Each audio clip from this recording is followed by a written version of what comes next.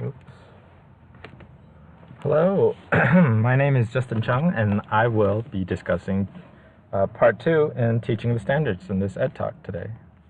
All right, so let's begin. So for me, I'm more of a visual learner, so seeing the lesson plans in chapters 4 through 7 were really helpful to me in understanding how to really reach the standards in my own lessons. So we saw lesson plans in social studies, we saw lesson plans in science, we saw lesson plans in English, we also saw lesson plans in math.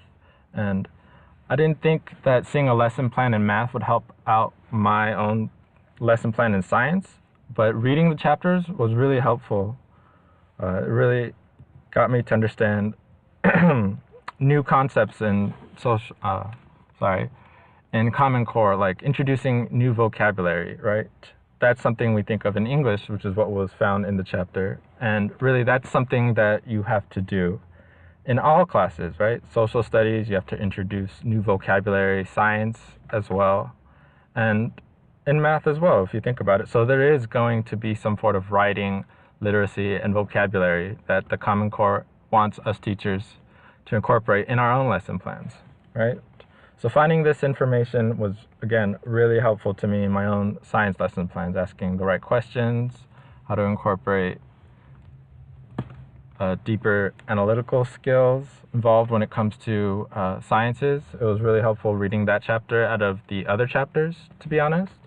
And it really addressed the problems that I had encountered, such as text complexity and how hard it is for some of the students to be able to read these complex science articles with these big tier 3 words, right? So reading that part was, again, something I could apply to my own lesson plans.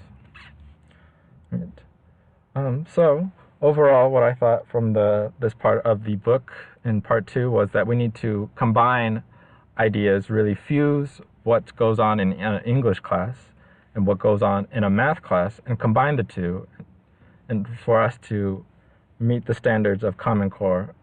And I also, just a quick note, liked how the book mentioned that in science, we don't apply to Common Core, but the new NGSS standards, and how similar they were before. Now, the chapter about science was relatively short because I can understand what happened in chapters 4, 5, and 6. Kind of covered most of the things already, like introducing the vocabulary. So again, it was just a fusion of all these good ideas going on in the book, what you do in a math class, incorporating how word problems, students will need to analyze these, know what sales in June compared to sales in July, and how to find a slope in between the two.